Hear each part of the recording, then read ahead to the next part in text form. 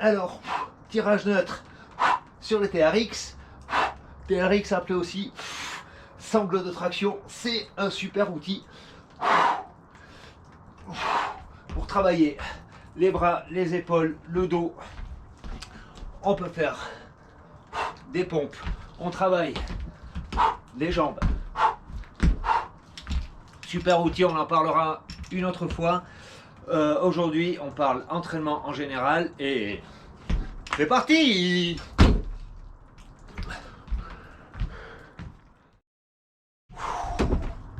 Salut! Alors on parle sport aujourd'hui et pourquoi faire du sport. Alors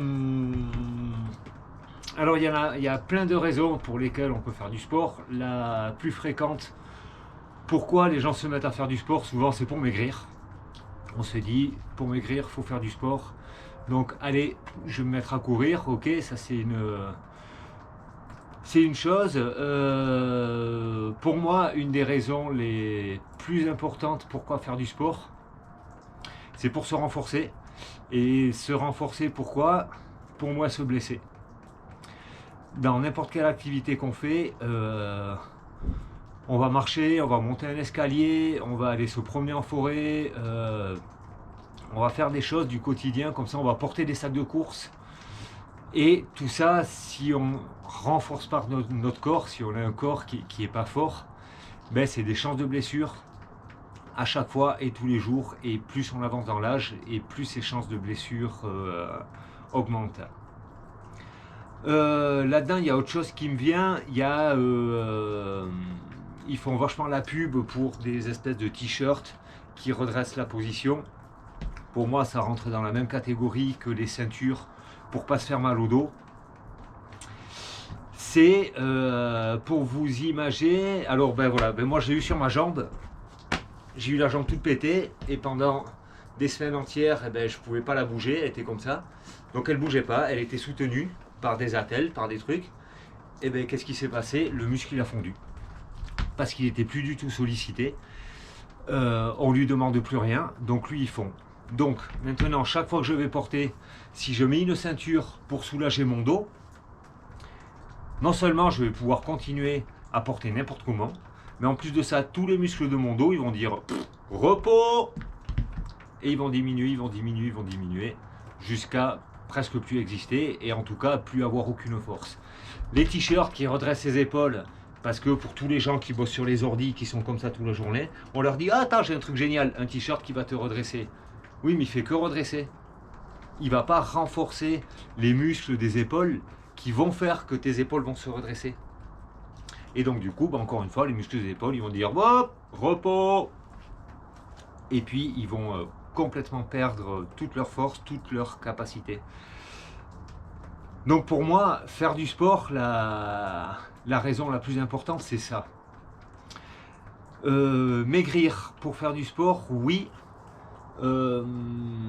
Mais en même temps, j'y reviens dessus, mais si tu changes pas ton alimentation, ça marchera pas.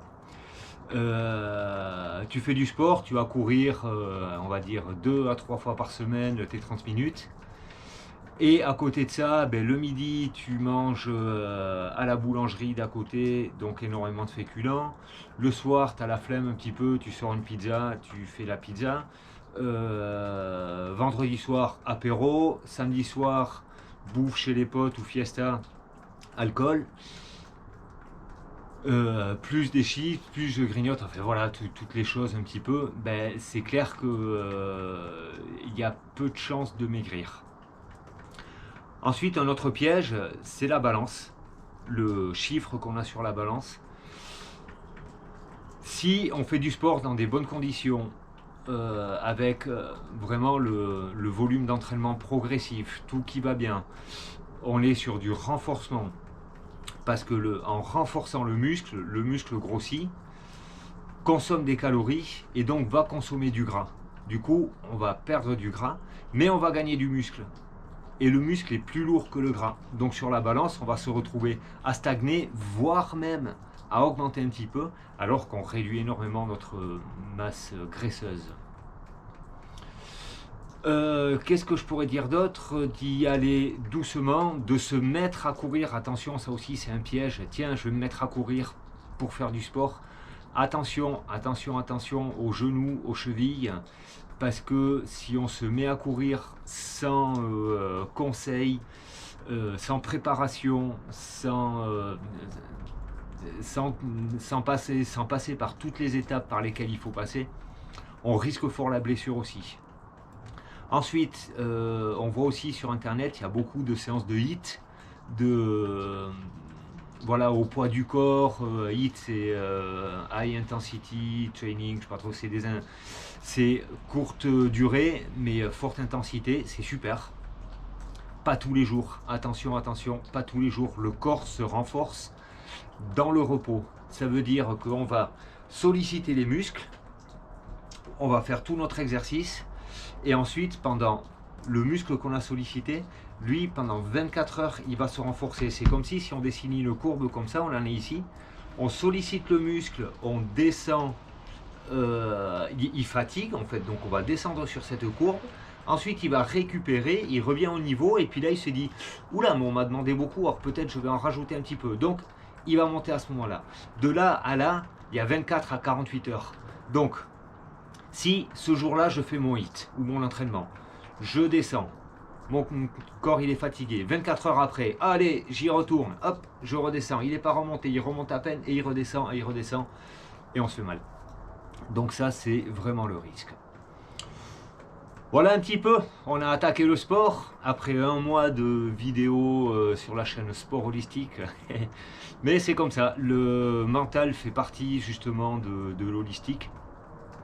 Le corps et l'esprit, et on va fouiller dans toutes ces choses-là. Alors sur ce, je vous souhaite un bon entraînement pour ceux qui s'entraînent, une bonne réflexion pour ceux qui ont envie de se mettre à s'entraîner, et un bon repos pour tous les autres, et surtout à demain pour de nouvelles aventures. Allez, ciao!